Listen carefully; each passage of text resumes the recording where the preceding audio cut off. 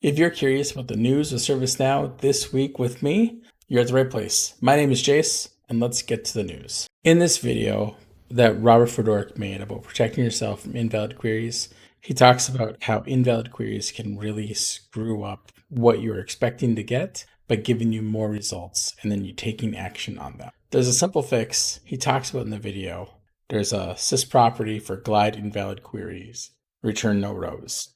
But just to make it absolutely clear what this is, I know a few years ago I had to write a script to clean up old tasks or tasks to groups that were defunct or no longer with the organization.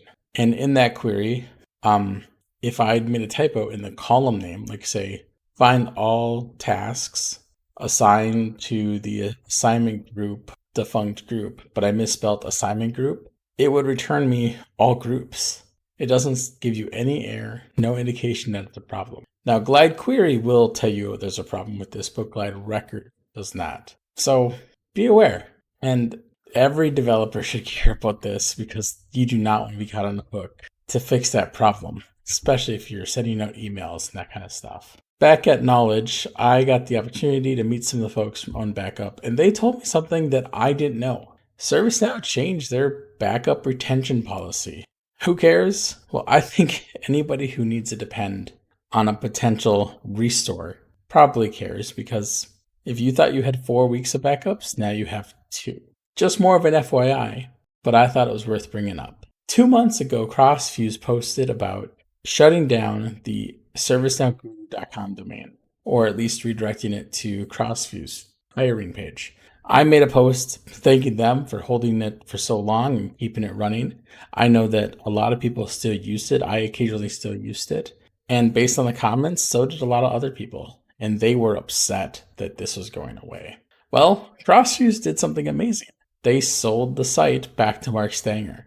I can't wait to see what Mark puts on it, but it's back to its original owner. So that's a win for the community. Andrew Pishnu has been putting out these Flair applications, projects, I don't know what you want to call them, but modern app development solutions on top of ServiceNow. And it feels like the old days. It feels like, what can ServiceNow do? It can do anything. When I look at these new ServiceNow Next experiences and UI components, it's hard for me to get behind it because there's a lot of work that needs to go in to set up the development environments to build these solutions.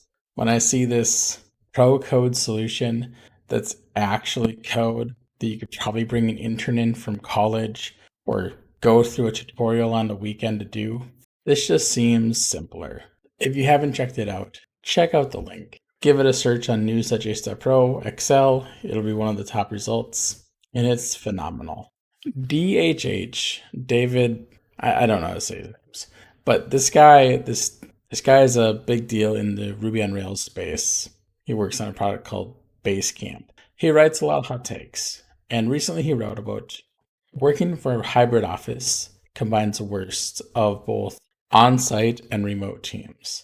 And his call to action, as I took it, was pick one. Either work in the office or work at home, but don't do this hybrid business because it doesn't help anybody. I don't know that I entirely agree with that.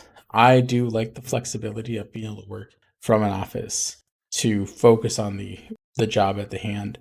But sometimes the flexibility to take care of family needs and other personal things, it's really helpful to work from home. That being said, what do you guys think? Like, where are we going to go? Are we going to see a whole lot of more companies require folks back in the office in a hybrid model? Or do you think companies are just, the companies that embrace the remote are going to just flourish and keep all the great employees? I'm not sure, and it'll be exciting to see how that changes. Mark Rothoff has made a new series about keeping your database footprint tidy. This might seem kind of boring until you realize that this equates to dollars saved for any company that's over that 4 terabyte instance size.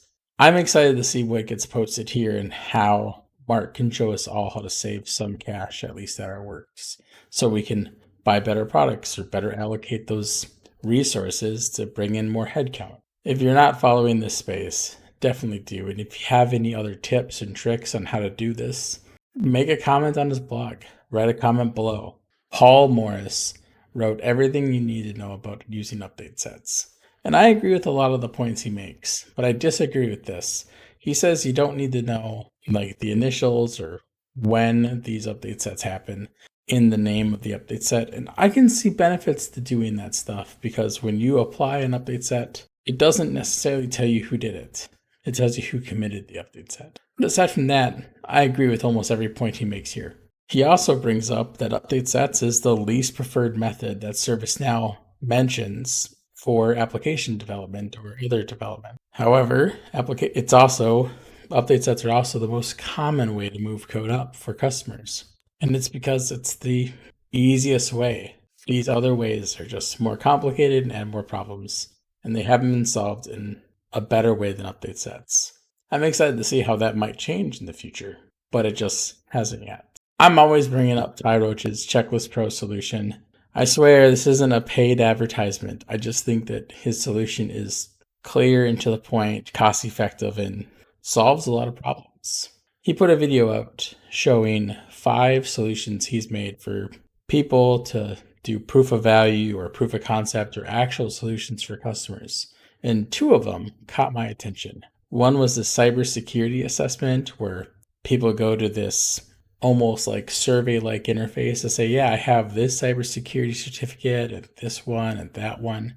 And that might be a great way to like identify compliance of like who has the appropriate security certificates. I could see a play for this in the ServiceNow space for partners of like how many people are certified and then comparing that to what actually ServiceNow proper says so that partners have the proper partner level. The other one, which I think is a bigger use case, is managing employees' access or audit. I know ServiceNow has data certification, which seems to be a great fit for this, but data certification fails in one part of it. When you say, hey, send an email to, or send a certification task to every manager to verify that they have all the appropriate employees in their groups, there's not a good way to change who's in the groups. You can say these people are properly in the groups, but if there's an addition to somebody who should be in the group but isn't, they need to go and leave that whole flow and request that access for that individual. And I can hear myself now, but Jace, that's how they should do it.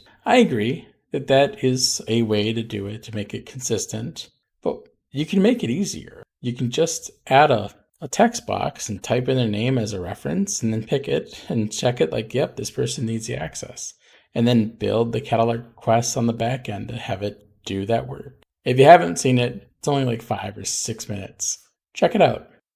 And then Knowledge 23 is over.